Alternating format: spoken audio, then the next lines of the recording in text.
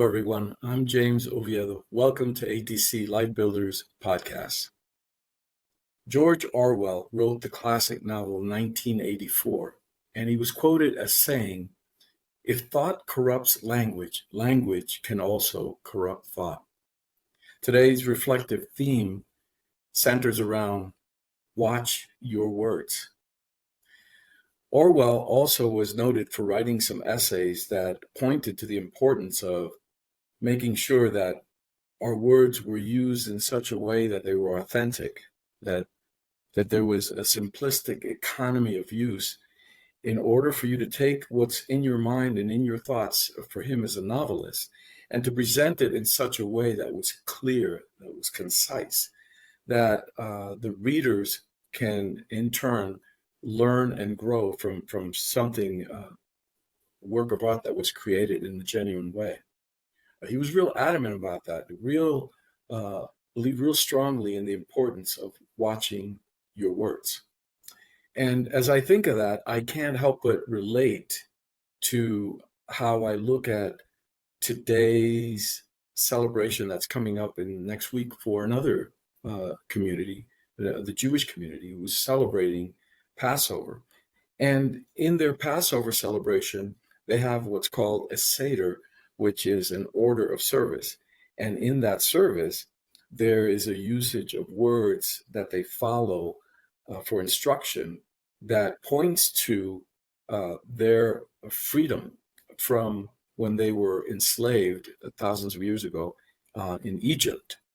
And now having their freedom and being a nation, they reminisce and remember about that importance in their community. It's beautiful to often look at other communities so we can learn how we can apply some of these things in our own life.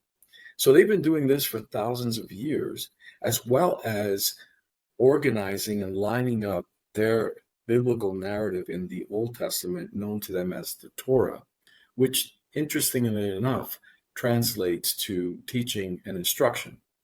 That's pretty cool. So week in, week out, right as they get up to their Shabbat or Sabbath service, starting Friday evenings, everyone is on the same page. And because they do that, they can have discussions with each other as a community as to what they're learning, what they're living, what they're understanding. And therefore, their ancient text becomes alive in their everyday interactions with each other. And that's a vital piece of information that we certainly can learn from, as to looking at that there's some things that are old and ancient that we can still follow and learn from. And so, interestingly enough, this week's portion that they're looking at in their biblical text talks about a rash or skin infection that falls upon a person who speaks ill or gossips against someone else. And now the description of it in the Hebrew text is called Lashon Harah, and that basically means the evil speech. And therefore, very important to note that the afflicted person receives this rash that is best described as leprosy. And that's the closest we can get in interpretation. It's not really the leprosy that's common in this day and age that does have a cure that's known as Hansen's disease. But it's the closest that we could get to understand what kind of affliction falls upon a person that speaks evil and wrong about someone else in their community. And so what ends up happening is they then have to fall under the observation of their community leadership at that point in time. Historically, was the priest, or the Levite priest, who made observations on the individual's rash. And if it spread to the body, throughout the body, and became white, then it demonstrated that they were in the healing process. And that indicated that they probably had done some reflection and realized that what they did, their behavior was incorrect, and they needed to fix this and make amends. And therefore, the disease began to obviously heal. If they didn't, it was noted that oftentimes the disease would flow over into the very clothing and ultimately into the very house where they lived, including the walls that became like a mold within their structure. So if you look at this metaphorically, there's some cancerous, toxic things that an individual could speak out that makes them sick, and in turn flows out to the environment, and their own environment begins to experience this malaise. It says in the teaching that the priests would have to destroy the person's house, and eventually that person was also ousted out of the community because they were bringing this toxicity to the rest of the community. Imagine if this were still the case.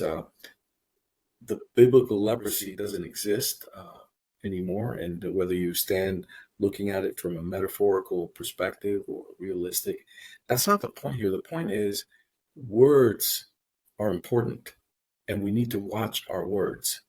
And so this person could not be healed by a dermatologist. The affliction was not a physical affliction, but it indicated that it was something supernatural, something out of this world, something divine that required a divine intervention. And once that occurred, then the healing would commence, if you will.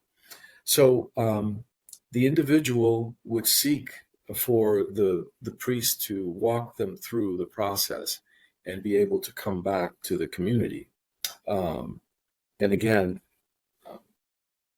they did not want this to spread from the clothing and out into their house and the rest of the community. Now, it's very profound because it leads me to think on a man who approached a rabbi and he wanted to confess that he had engaged in Lashon Harah, evil speech against someone else in the community. And so he asked the rabbi, how can I possibly atone for these actions? What can I do? And the rabbi said, go home, get a pillow that has feathers in it and a knife, and come back. And that's exactly what the man did. He followed the rabbi's instructions and he got a feathered pillow. And the rabbi instructed the man when he came to him, he said, go outside and tear the pillow open and cast the feathers everywhere. And once again, the man followed the instructions and he cast the feathers everywhere. And now the rabbi concluded, go ahead and collect all of the feathers and put them back in the pillow. When you're done, then you will know that God has forgiven you. Well, the man cried out, Rabbi, you got to be kidding me. The pillow, the feathers went everywhere. They weren't here and there. There's no way that I can get them all back into the pillow. Rabbi said, exactly.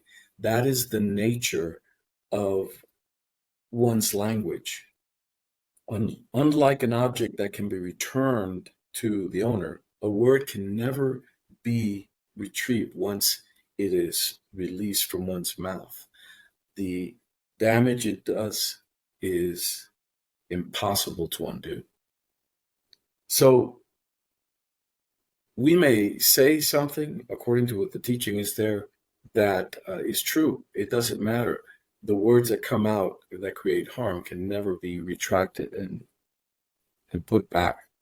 So Lashon Harah, again, being a forbidden speech, can be anything that's derogatory or inflammatory, and it doesn't matter what your intentions are. The actions that you do affect those that are outside of you.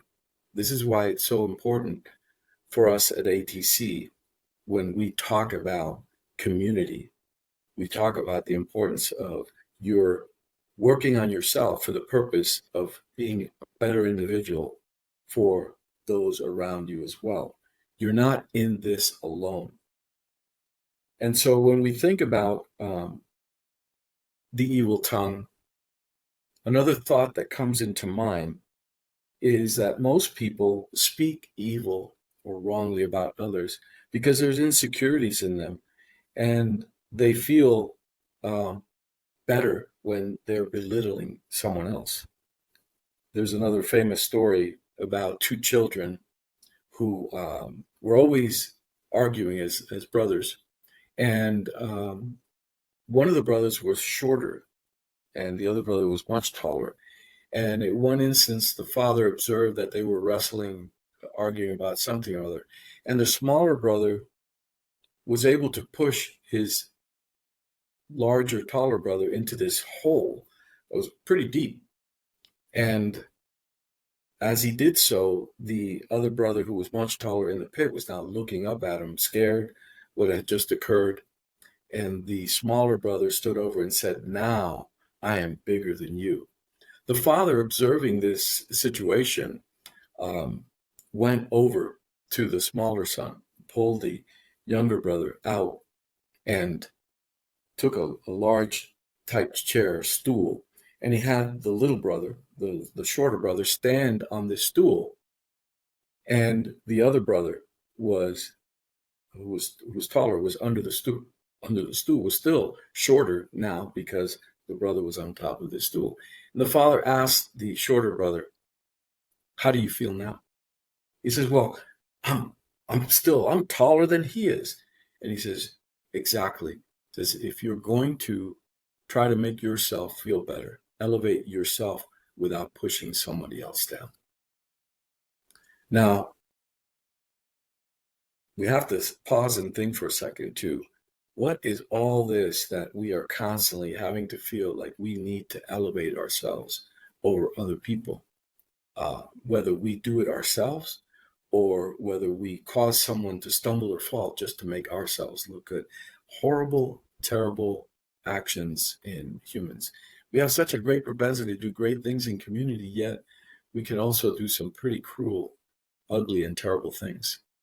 There was a colleague, a fellow worker, who constantly was putting himself in that position of elevation over others when he supervised, and we had to do these briefings to those that we supervised. Um, he was always pointing to himself and achievements. He was always using the word I. In fact, more than one colleague actually began to write down how many times this individual said I in the course of 20, 30 minutes of debriefing or briefing uh, some of his staff. And it was incredible because you never heard him say we. You never heard him say anything encouraging as to the other group.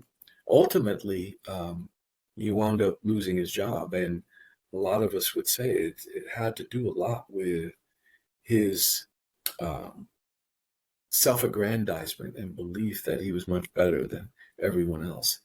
It's horrible how words can also be used against us in a sense, of what we may begin to create this narrative that isn't true, and we begin to believe this lie and live it out until it actually turns around against us. And you can call it karma, you can call it whatever, but it doesn't wind up being a good thing because it's not good for the rest of the world. Eventually, the universe is going to turn on you and correct the unbalance that you've created.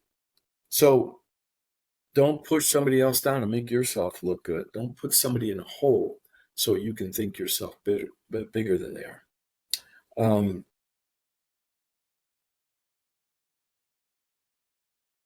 Another mentor of mine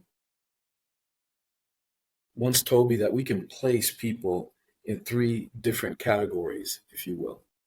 One, there are those people that are constantly belittling and talking bad about other people. Then there are people who are constantly talking about things, material things, things they've accomplished. Look at the house that I got. Look at the new car that I bought. Look at the new clothes that I have. Look at the trophy that I just got. They're constantly talking about things. They're not in such a bad category. The first one is the lowest of the categories. Somebody talking about others to make themselves look good. Then the second one, talking about things. And the third category is the highest of the categories. And that's an individual who discusses ideas, especially ideas that are positive, ideas that can heal, ideas that can create solutions, ideas that can make others be elevated and not themselves. I remember in discussion with this mentor, he also talked about the importance of preparing. And in my last podcast, I talked about the importance of when you're on a journey, that you have to have a really good start. In order for you to have a good start, that means that you need to know what direction you're about to step into. You can't face north if you intend to travel south. You're going to take a very long time to get there. You won't get there. You have to know exactly what direction you're going to. That's important to know. And so as you prepare for your journey, having that clarity of knowing what direction you're going, it's important to also note, what are you going to take with you on your journey? And this is something that my mentor really impacted me with. And the fact that he said, you should travel with a trunk of truth, a suitcase that you're ready to unpack these ideas to help you along the way, because there's going to be difficult times. There will be challenges. There will be things that you need along the way that you need to open up that suitcase, that trunk of truth, and pull out some things to help you be successful on your journey. It won't be easy. So you need to have those tools in place that will help you. And not only you, but along your journey, you're going to meet others that also are going to need some help along the way, or even ask for some help along.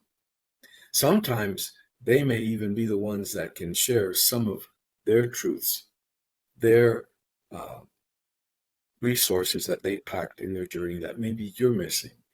And you can share some things that help you accomplish that journey, help you both accomplish that journey. So when we think about now that Passover is coming up, we think about the importance of understanding that there have been others in the Jewish community that have traveled with a trunk full of truths. And you see it, if you ever get a chance to sit in a Passover celebration, I would encourage you to do that and be open-minded and learn that this is a multimedia presentation without PowerPoint, cell phones, or any of the bells and whistles that we have in modern society. Yet, for thousands of years, the Jewish community has put this together and told the story for self-development and development of the community as a whole. It's a beautiful story. And so as they travel, they learn these lessons because their suitcase has been packed in a proper way. And the many leaders of their community have been able to provide and leave notes and experiences that help them along on their journey, words that help to inspire and help to provide the direction and purpose and motivation to continue on their journey. One such story is a painful one, in a sense. I call it a painful lesson. And it was this rabbi who was known as Rabbi Israel Meyer Kagan, who lived in 1838 to about 1933, I believe. He was known in their community as the Chafetz Chaim, and he traveled all over providing his lectures, his teaching and instruction, unpacking his trunk of truths for others to take and grow and learn. And very well known. And it said that one time on his journey, the Chafetz Chaim was on a train. And in the train was a man who was traveling, and the Chafetz Chaim, being very personable and outgoing, looked at the man and said, "Where are you going?" And the man said, "Well, I'm going to see the Chafetz Chaim. He's the greatest leader of our community. He's incredible, and that's where I'm going." And the rabbi, who was the Chafetz Chaim, says, "Well, I hear that they exaggerate a lot about that guy. I know him pretty well, and you know what? He's really not all that." And at that point in time, the man on the train turned around and slapped the rabbi in the face. And then that same night, what a surprise, the man sitting there watching the rabbi, Chafetz Chaim, come and lay out his lecture, and it was the man that he had slapped. Well, he couldn't wait for the lecture to be over. And once it was over, he ran up to the front of the room and he said, "Rabbi, I am so sorry for what I did." And the Chafetz Chaim said, "No, don't apologize. There's no need to apologize. After all, you were only defending me." And I learned another valuable lesson in what occurred, that one should never speak evil speech about anyone. And in addition, one should never speak badly about oneself. Powerful truth for me, because I've been guilty of maybe speaking words out of my mouth about myself that weren't building me up, but tearing me down. And we don't realize how that affects us. Those words are so powerful that oftentimes we bring them from our childhood. I know that I can speak that way. I was told that I would never amount to anything. I was told that I would probably wind up in jail. I was never encouraged positively. And it took some unpacking my trunks of truth to realize that I can't take up that narrative, or I will actually become a self-fulfilling prophecy. And you don't realize the impact that words have on you when you're a child, and you take these things forward. And I had to begin to deal with those truths and make sure that I didn't allow that to negatively affect my journey. And this is something that occurs in all of us. We can be affected by words that come from the past in a bad way. And instead of using them as building blocks to being better, we use them instead to tear ourselves down. And that's not the right context of being successful. We need to be able to speak truth outwardly, but before we do that, we need to be able to speak truth inwardly within ourselves. And this to me is, when I look at the Jewish celebration of Passover, is another word picture of what we could do in our lives to be able to bring freedom and restoration into a place where often we have put ourselves as slaves. And again, the biblical story of Israel coming out of Egypt and journeying into the promised land, they were free from the evil Pharaoh, right? But we need to remember that it took them a while on their journey to let go of the shackles of enslavement that they had for so many hundreds of years. They were used to being slaves. They were used to being in prison. So when you read that biblical story, there was a lot of drama that was going on when the folks would be angry with Moses for not having the provisions that they wanted, or be upset with each other, or all the occurrences that can happen when humans get together in a community and conflict can occur. But again, these beautiful stories are there not to criticize and point to all the things that were wrong, but all the things that we can look at in the past and figure out how we can get it right, how we can do better, how we can be free and live a better life, a better existence. So we need to understand words are important. Watch your words. Your speech has the power to inspire, educate, develop, motivate someone, and lift them up. Speech can build greatness. So let's keep our insecurities in check when words begin to come out of our mouth and there's an attempt to elevate ourselves. Let's pause a second and figure out how we can elevate others and not ourselves. Speech is important. Watch your words. I'll leave you with this final thought that comes from the Buddhist philosophy. And one of the quotes in Buddhism says that before you speak, let your words pass 3 gates. The first gate is what you're saying true. The second gate is what you're saying necessary. And the third gate is what you're saying kind. The world today is in need of truth, is in need of resources that are necessary.